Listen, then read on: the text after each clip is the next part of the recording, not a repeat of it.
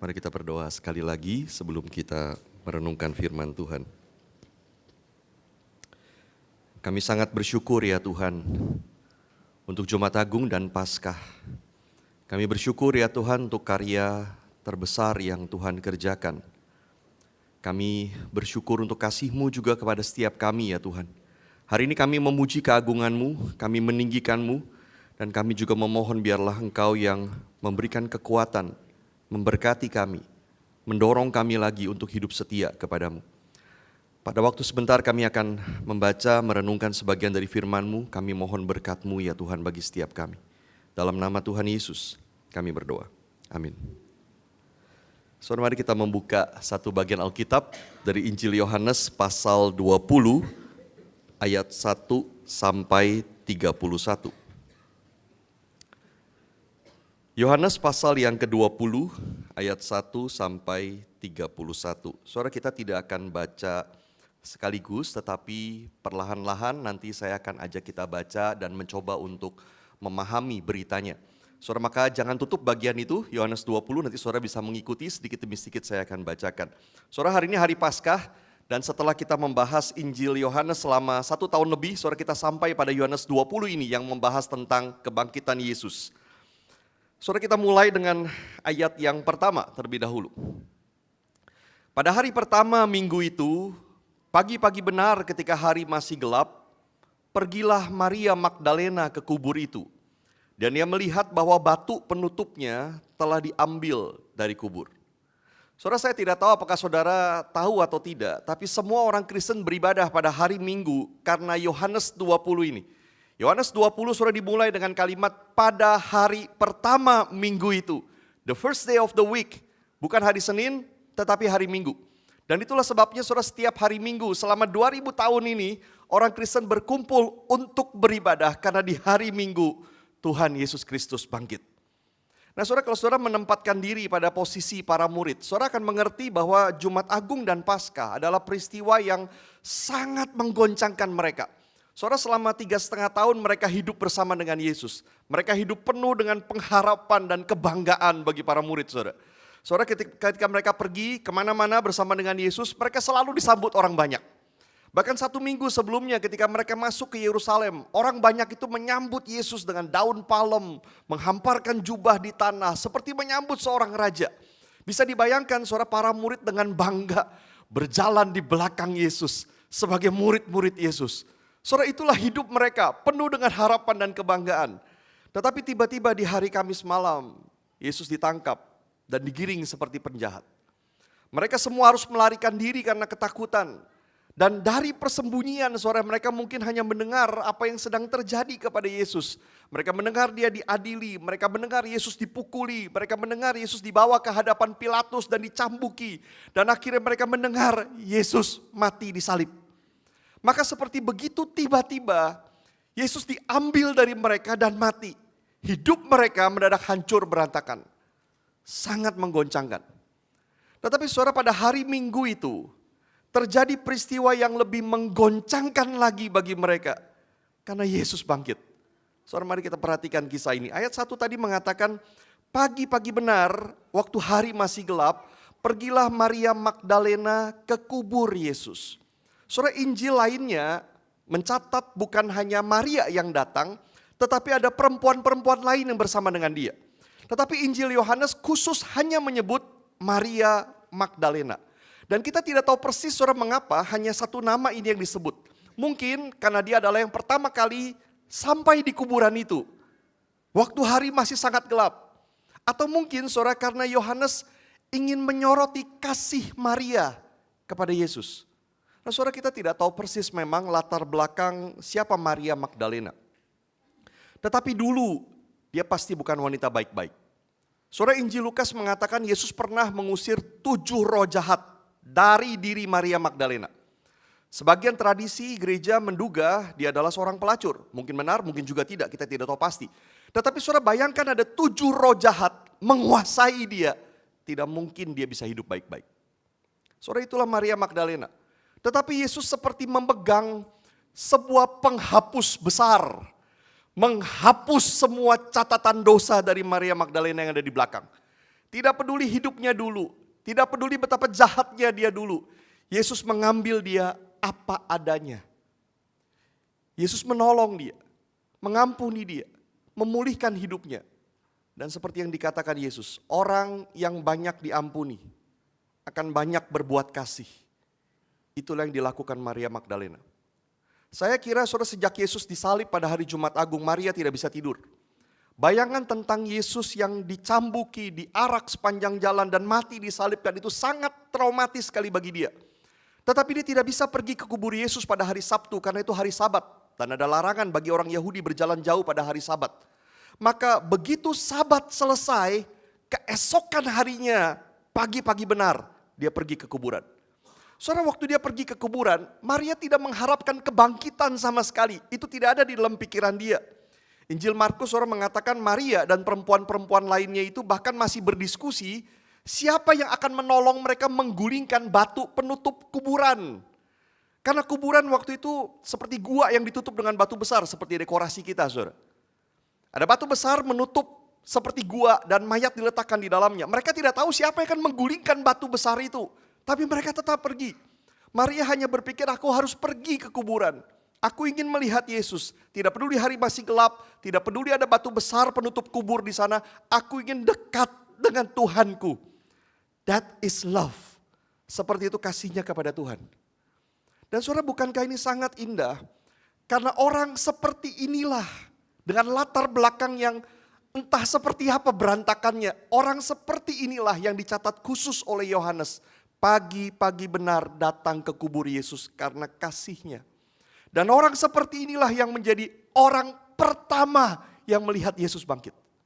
Saksi pertama tentang kebangkitan Yesus. Saudara, mengapa Yesus tidak menampakkan diri pertama kali kepada Petrus dan Yohanes misalnya? Mereka juga datang ke kubur Yesus pagi itu. Mengapa harus Maria? Seorang perempuan dengan masa lalu yang buruk, yang membuat dia tidak layak menjadi orang pertama yang melihat kebangkitan Yesus. Jawabannya saudara, mungkin karena anugerah Tuhan paling bersinar ketika diberikan kepada orang-orang yang paling merasa diri tidak layak. Anugerah Tuhan bersinar ketika diberikan kepada orang-orang yang paling merasa diri tidak layak. Saudara, kita teruskan. Ketika sampai di kuburan itu, betapa terkejutnya Maria melihat batu penutup kubur sudah tergeser. Nah, waktu melihat itu, saudara, apa yang terpikir oleh dia? Dia tidak berpikir Yesus sudah bangkit, tidak ada pikiran itu. Yang dia pikir satu-satunya kemungkinan adalah mayat Yesus diambil orang. Maka ayat 2. Dia berlari-lari mendapatkan Simon Petrus dan murid yang lain yang dikasihi Yesus. Ini adalah Yohanes. Dan dia berkata kepada mereka, Tuhan telah diambil orang dari kuburnya dan kami tidak tahu di mana ia diletakkan. Petrus dan Yohanes kaget mendengar kalimat itu. Ayat 3-9. Lalu berangkatlah Petrus dan murid yang lain itu ke kubur. Keduanya berlari bersama-sama, tetapi murid yang lain itu berlari lebih cepat daripada Petrus sehingga lebih dahulu sampai di kubur. Ia menjenguk ke dalam dan melihat kain kafan terletak di situ. Namun dia tidak masuk ke dalam. Datanglah Simon Petrus juga menyusul dia dan masuk ke dalam kubur itu. Ia melihat kain kafan terletak di situ. Sedangkan kain peluh yang tadinya ada di kepala Yesus tidak terletak dekat kain kafan itu, tetapi terlipat tersendiri di tempat yang lain. Sesudah itu masuklah juga murid yang lain, Yohanes ini, yang lebih dahulu sampai di kubur itu dan ia melihatnya dan percaya. Sebab selama itu mereka belum mengerti kitab suci yang mengatakan bahwa ia harus bangkit dari antara orang mati. Saudara, Petrus dan Yohanes mendengar berita dari Maria, mereka langsung berlari-lari ke kuburan itu dan Maria ditinggal. Gentleman saudara mereka ya.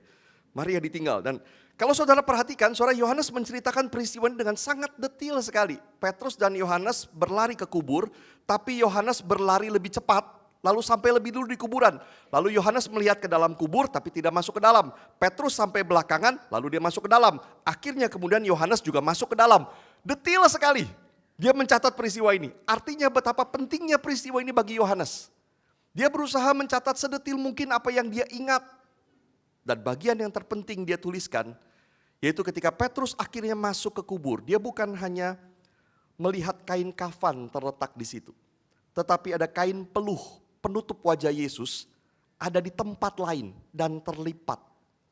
Setelah itu Yohanes juga melihat yang sama dan ia percaya. Saudara, mengapa dia percaya setelah melihat itu? Karena tidak ada kemungkinan lain. Saudara, di zaman itu perampokan kuburan memang sering terjadi. Tapi tidak ada perampok yang sangat rajin buka lilitan kain kafan mayat di situ, lalu kemudian kainnya ditinggal, mayatnya diambil. Gak ada perampok seperti itu, buat apa? Kalaupun dia buka kain kafan, dia akan robek-robek lalu diambil perhiasannya lalu kemudian pergi. Perampok apa yang seperti begini, buka kain kafan pelan-pelan, diletakkan rapi. Ditambah dia masih mau repot-repot, dia lipat dulu kain peluh penutup wajah. Lalu mayatnya dia bawa. Perampok OCD pun gak kayak begini, saudara. Ada juga yang mengatakan, saudara, Yesus sebetulnya cuma pingsan di atas salib.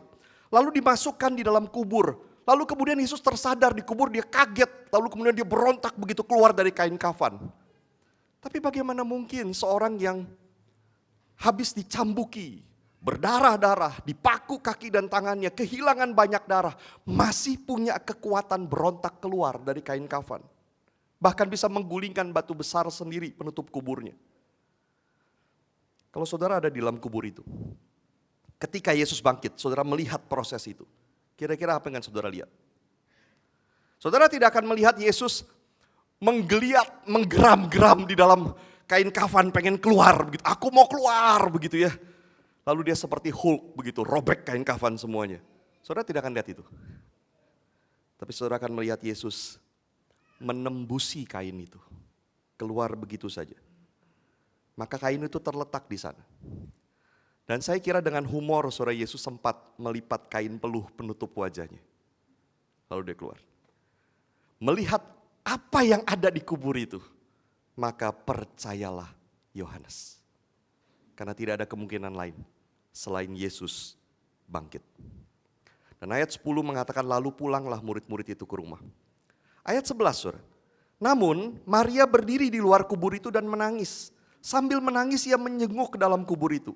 Saudara, sementara Petrus dan Yohanes pulang ke rumah, Maria berdiri di situ. Mungkin Maria sampai belakangan. Karena Petrus dan Yohanes tadi berlari-lari meninggalkan dia, lalu Maria sampai belakangan tiba kembali di kuburan itu dan dia melihat sekali lagi ke dalam kuburan. Ayat 12-13 mengatakan begini, dan tampaklah olehnya dua malaikat berpakaian putih. Yang satu duduk di sebelah kepala dan yang lain di sebelah kaki di tempat jenazah Yesus terbaring sebelumnya. Kata malaikat-malaikat itu kepadanya, Ibu, mengapa engkau menangis? Jawab Maria kepada mereka, Tuhanku telah diambil orang dan aku tidak tahu di mana ia diletakkan. Saudara, sebetulnya ini adalah peristiwa yang aneh. Kalau saudara lihat ada wanita sedang menangis di kuburan, mungkinkah saudara tanya, Bu, kenapa nangis? Nah, saudara, aneh sekali. Dan bukankah harusnya Maria bertanya balik begini, kalian ngapain duduk di situ di dalam kubur? Duduk di tempat jenazah, dua orang aneh sekali. Satu duduk di sebelah kepala, satu duduk di sebelah kaki tempat jenazah. Saya bayangin mungkin mereka sambil duduk ngopi santai sambil makan kue mereknya surga. Begitu, itu imajinasi saya sore. Santai sekali, ngapain kamu di dalam kubur? Tapi Maria dalam keadaan sangat kacau. Dan dia menjawab pertanyaan yang aneh itu. Tuhanku telah diambil orang dan aku tidak tahu di mana dia diletakkan. Dalam keadaan kacau itu juga ayat 14 dikatakan sesudah berkata demikian dia menoleh ke belakang dan melihat Yesus berdiri di situ. Tetapi dia tidak tahu bahwa itu adalah Yesus. Dan Yesus bertanya pertanyaan yang sama seperti pertanyaan malaikat. Ayat 15 kata Yesus kepadanya, Ibu, mengapa kau menangis? Saudara, Yesus tahu jawabannya. Yesus tahu mengapa Maria menangis. Tetapi dia sengaja tanya itu supaya Maria berpikir, mengapa engkau menangis? Dan Yesus tambahkan pertanyaannya, siapa yang kau cari? Saudara, perhatikan Maria tadi sudah dua kali berkata begini, Tuhan telah diambil orang. Pertama kepada para murid, kedua kepada para malaikat ini. Walaupun kata Tuhan, kurios di dalam bahasa Yunani bisa berarti sebutan sopan kepada seseorang, tetapi kata itu seharusnya mengingatkan Maria akan sesuatu. Yang dia cari adalah her master, tuannya, Tuhannya. Yang sudah mengampuni dosanya, yang sudah dia lihat kuasanya, yang dia pernah dengar berkata akan mati dan bangkit. Yang sedang dia cari adalah Tuhannya. Dan sekarang Yesus tanya dengan lebih jelas, siapa yang kamu cari? Tuhanmu. Tidakkah itu mengingatkanmu akan sesuatu? Mengapa kamu tidak berharap dia sudah bangkit? Tapi Maria tidak sadar itu. Maria malah menyangka Yesus adalah penjaga taman. Mungkin karena penampilan Yesus yang lain, mungkin karena mata Maria penuh dengan air mata dan pikirannya kacau. Lalu Maria berkata kepadanya, "Tuan, jikalau Tuan yang mengambil dia, katakanlah kepadaku di mana Tuan meletakkan dia supaya aku dapat mengambilnya." Maka akhirnya, saudara, ayat 16, kata Yesus kepadanya, "Maria." Hanya satu kata, Maria.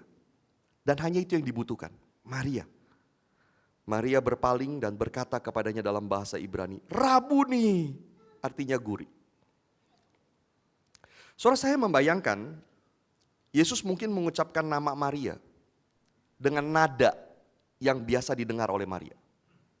Maka dia langsung mengenali, ini pasti Yesus. Maka semua kekacauan pikirannya langsung hilang, semua tangisannya langsung berhenti. Karena Yesus ada di hadapannya. Saudara, mari kita berhenti dulu di sini. Mungkinkah seringkali, saudara, kita juga seperti Maria Magdalena. Berapa sering saudara kita bertanya, di mana Allah? Di mana Yesus?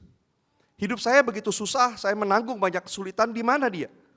Padahal kita tidak mengenali bahwa dia ada di situ bersama dengan kita, tidak pernah meninggalkan kita. Tapi mata kita tertutup, pikiran kita kacau, iman kita lemah.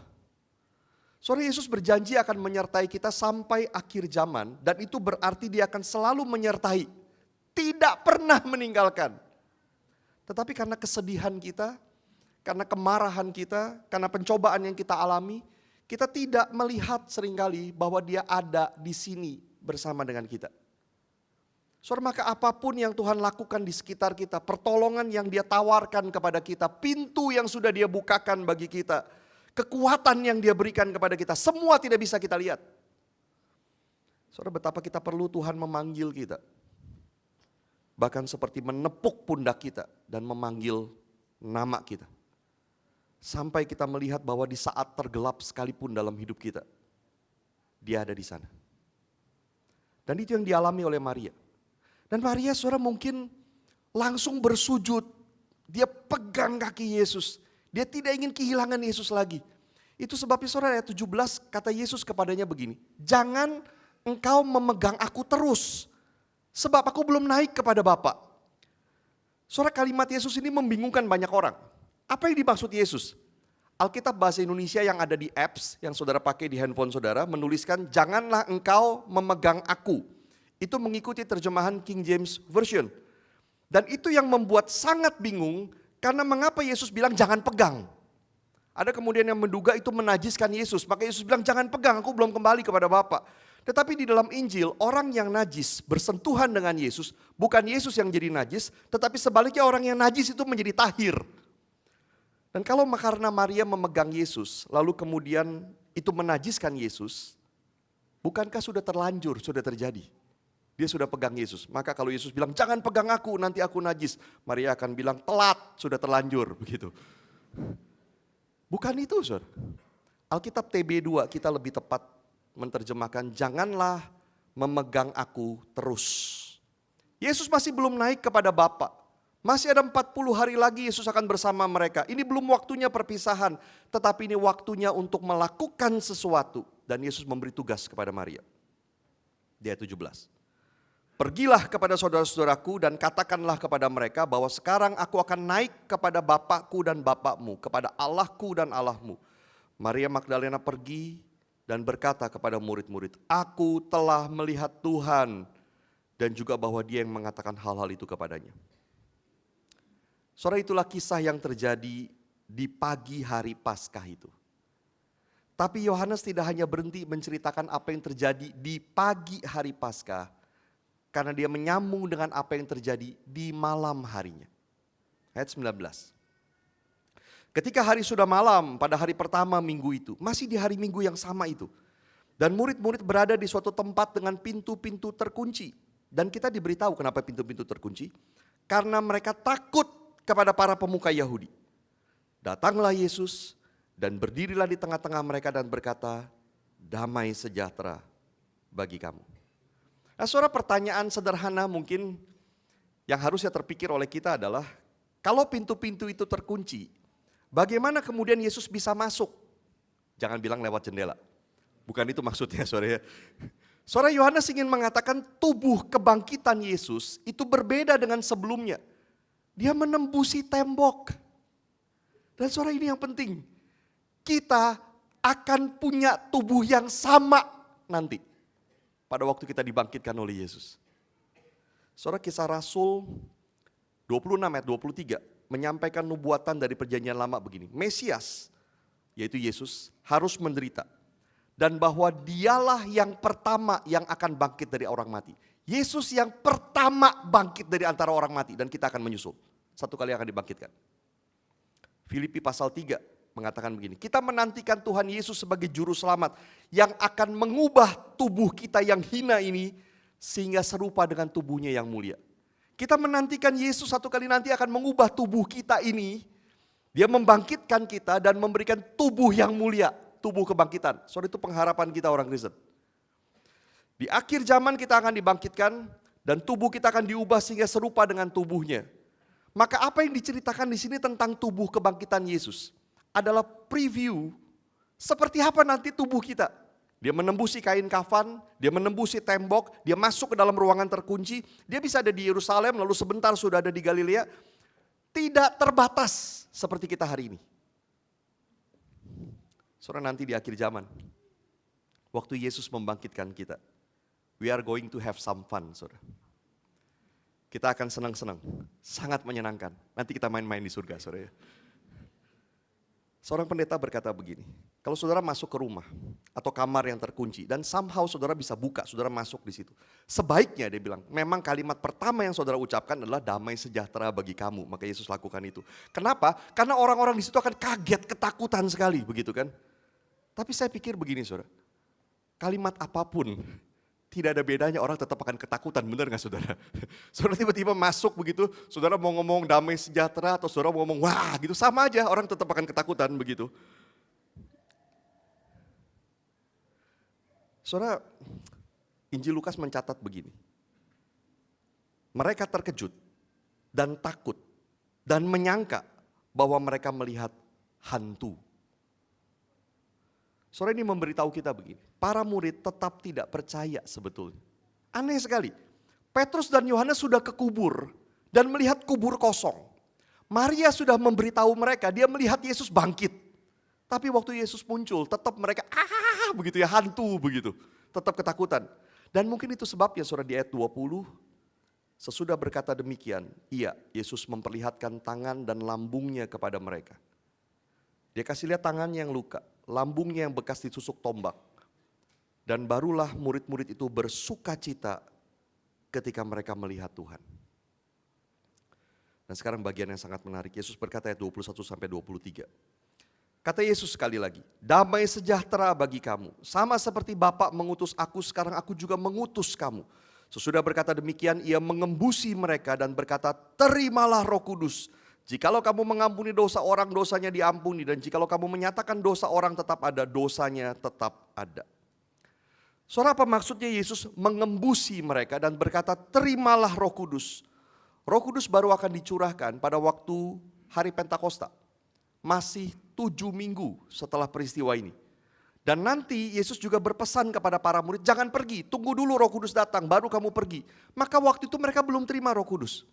Dan kalau kita perhatikan setelah peristiwa ini juga tidak ada tanda sesuatu yang berbeda di para murid. Mereka masih ketakutan, mereka masih berkumpul lagi di ruang terkunci. Dan kalau saudara membaca nanti Yohanes 21, para murid masih tidak tahu harus berbuat apa. Masih luntang-lantung di pantai, Petrus pergi lagi menangkap ikan. Seperti tidak ada perubahan. Perubahan besar baru terjadi ketika Roh Kudus dicurahkan di hari Pentakosta. Maka apa arti kalimat Yesus di sini? Dia mengembusi dengan Roh Kudus. Saya setuju dengan beberapa orang bahwa ini adalah janji dari Yesus. Bahwa dia akan memberikan Roh Kudus kepada mereka. Yesus berkata, terimalah Roh Kudus. Dan dengan janji inilah Yesus memberikan mission impossible kepada murid-muridnya. Diutus seperti Yesus diutus. Menyatakan pengampunan dosa atau hukuman dosa. Siapa yang sanggup lakukan itu? Tapi ini satu hal yang penting. Saudara, kita tidak diutus untuk mengambil alih misi Yesus. Seakan-akan Yesus memberikan tongkat estafet kepada kita lalu berkata, sekarang giliranmu, aku selesai. Saudara, siapa kita sanggup lakukan itu?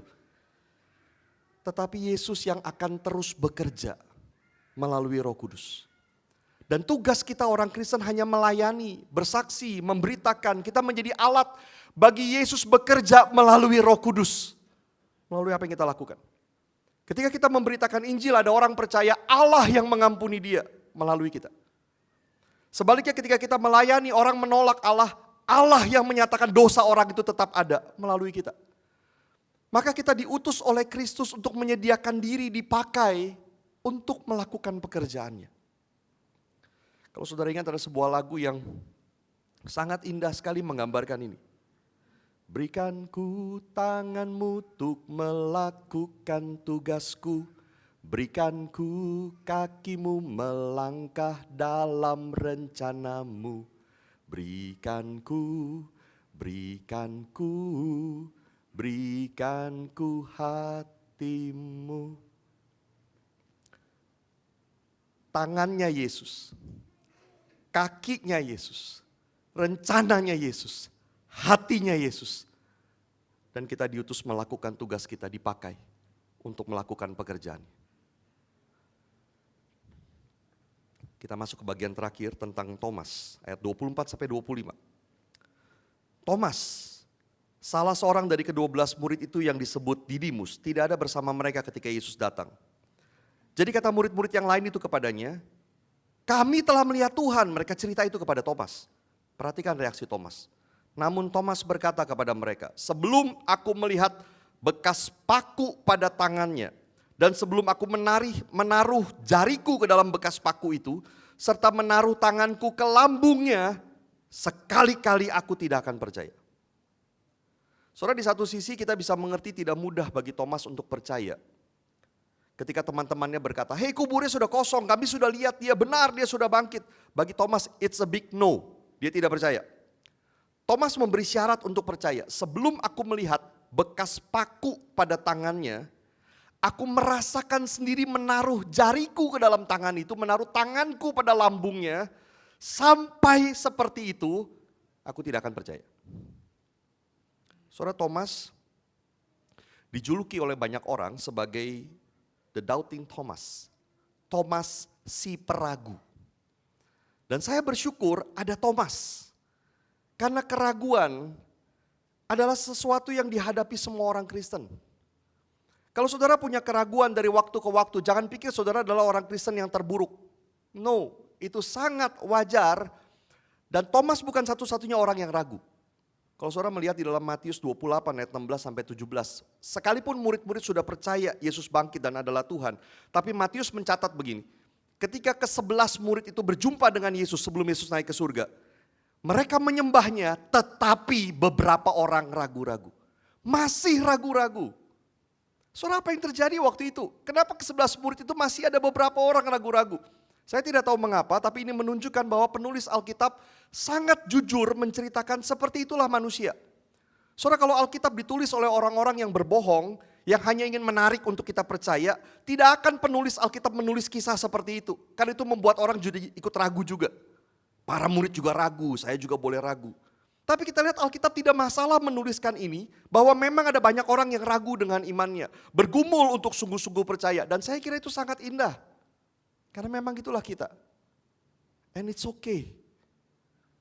Ayat 26. 8 hari kemudian murid-murid Yesus berada kembali dalam rumah itu dan Thomas bersama mereka. Kali ini Thomas ada bersama mereka.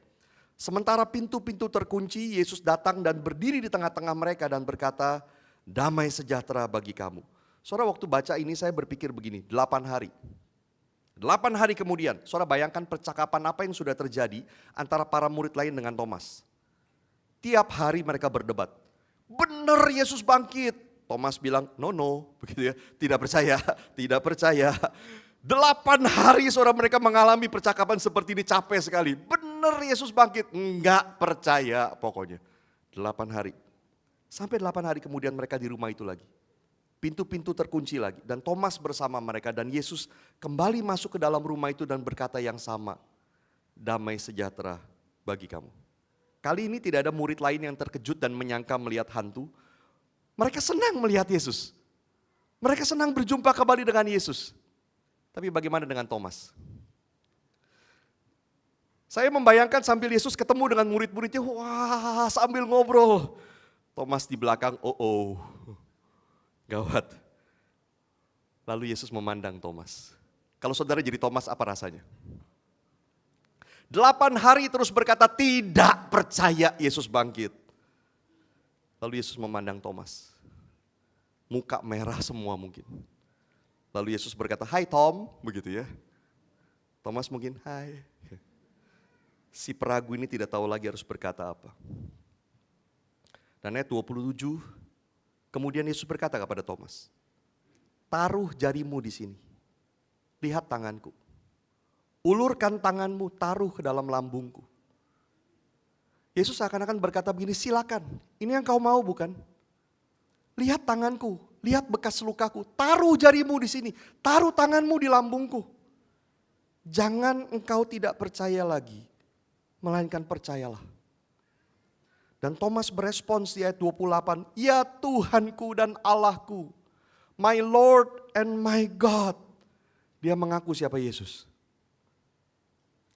Tapi apa yang Yesus sampaikan kemudian kepada Thomas adalah sesuatu yang sangat penting bagi kita semua. Ayat 29 kata Yesus kepadanya, "Karena engkau telah melihat aku, engkau percaya. Berbahagialah mereka yang tidak melihat, namun percaya." Saudara, Thomas sebetulnya tidak berbeda dengan para murid yang lain. Maria sudah melihat kubur kosong, belum percaya Yesus bangkit. Dia pikir tubuh Yesus diambil orang, sampai Yesus menampakkan diri kepadanya. Dia lihat, baru dia percaya. Demikian pula para murid yang lain. Semua sudah mendengar berita Yesus bangkit. Dari Maria mereka dengar itu. Tetapi mereka tetap ketakutan, sulit percaya. Sampai Yesus menampakkan diri kepada mereka. Memperlihatkan tangan dan lambungnya. Bekas luka itu ada di sana. Tangan yang berlubang, lambung yang terkoyak. Mereka lihat, baru percaya. Maka Thomas tidak lebih buruk dari mereka. Semua sama. Melihat dulu, baru percaya. Maka Yesus tidak menegur Thomas. Oh saudara, saya bayangkan kalau Yesus masuk ke dalam ruangan itu tadi. Lalu dia melihat Thomas, "Hai Tom," begitu ya. Lalu kemudian dia berkata kepada Thomas, "Keterlaluan kamu, berani-beraninya kamu gak percaya, murid kurang ajar kamu." Thomas gantung diri. Cerita selesai. Tapi Yesus tidak berkata begitu. Dia berkata, "Damai sejahtera bagi kamu, Thomas. Silakan taruh jarimu di sini. Lihat tanganku, taruh tanganmu di lambungku.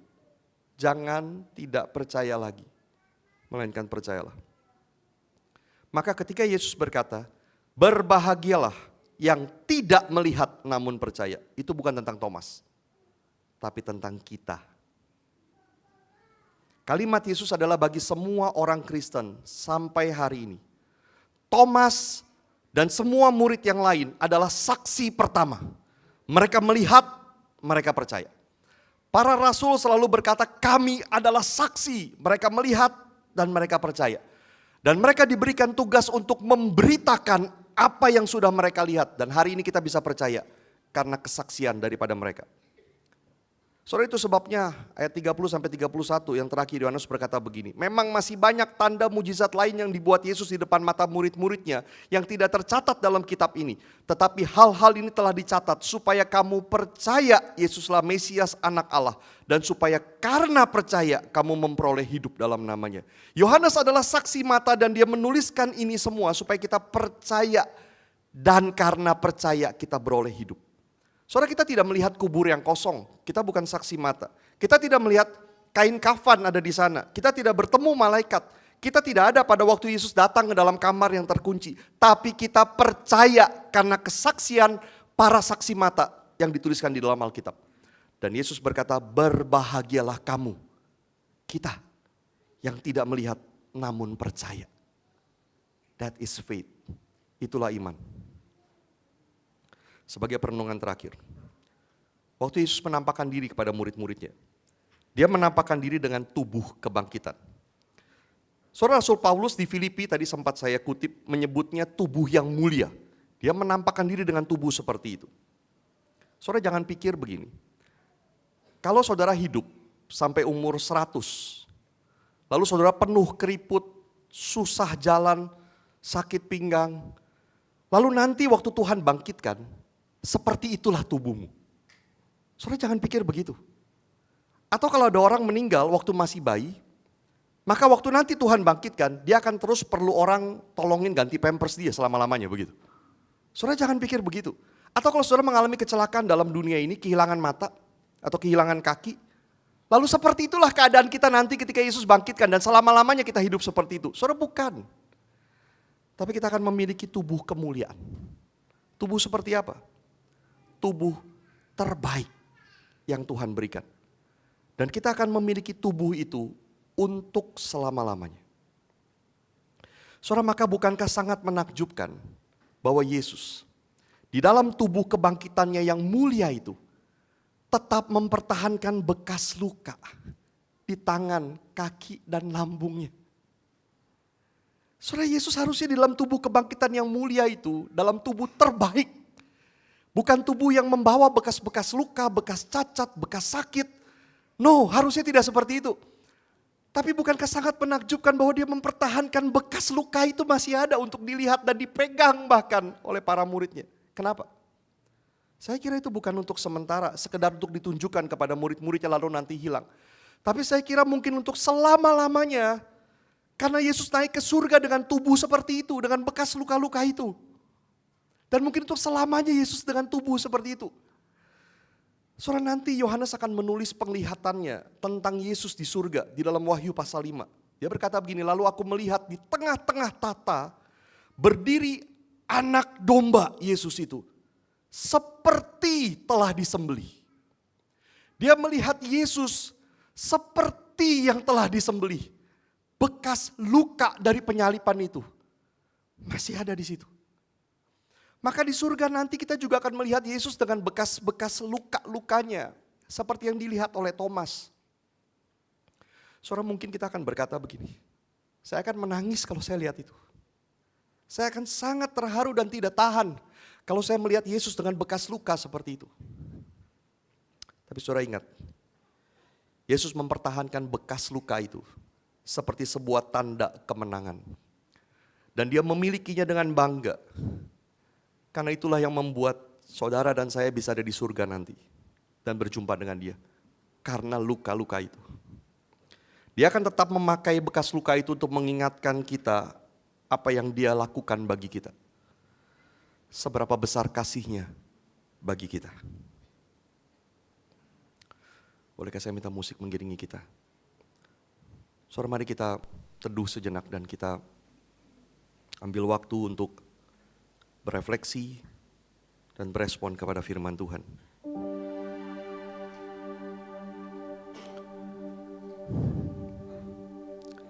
Saya tidak tahu hati saudara masing-masing. Kalau saudara belum pernah percaya kepada Yesus, maukah saudara percaya? Walaupun ada keraguan mungkin, tapi bukan tidak percaya. Tuhan akan menuntunmu dan menyertaimu dalam keraguanmu. Tapi percayalah kepada Dia.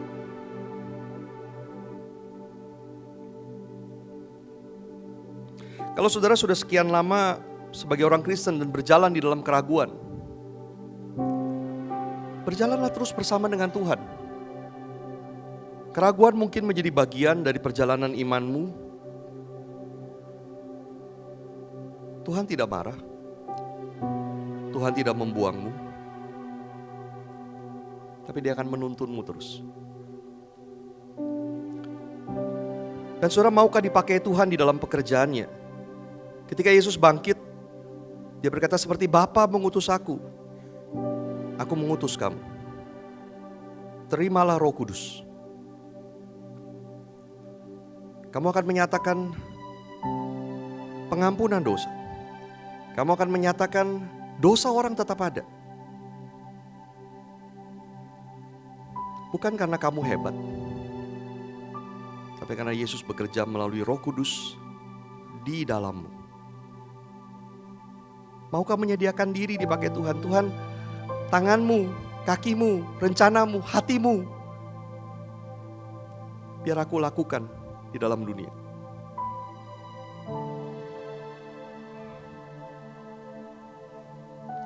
Nah saudara, seberapa kau mengasihi Yesus yang mati bagimu? Dia memakai bekas-bekas luka itu dengan kebanggaan. Karena bekas luka-luka itulah satu kali nanti kita akan berjumpa dengan Dia, menerima keselamatan kekal. Masing-masing berdoa kepada Tuhan, dan nanti saya akan tutup dalam doa.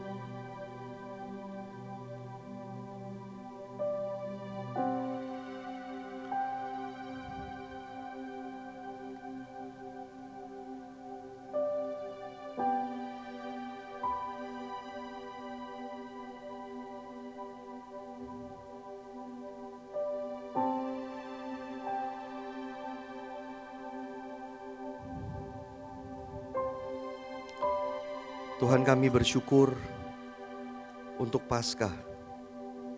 Terima kasih ya Tuhan. Terima kasih untuk kasih-Mu. Terima kasih untuk pengorbanan-Mu lagi. Tolong kami percaya kepadamu. Tolong kami setia kepadamu. Tolong kami menyediakan diri kami untuk dipakai oleh-Mu. Sampai satu kali nanti Engkau berjumpa dengan kami dan menyambut kami sebagai hamba yang baik dan setia. Terima kasih ya Tuhan. Di dalam nama Tuhan Yesus yang sudah bangkit, kami berdoa dan bersyukur. Amin.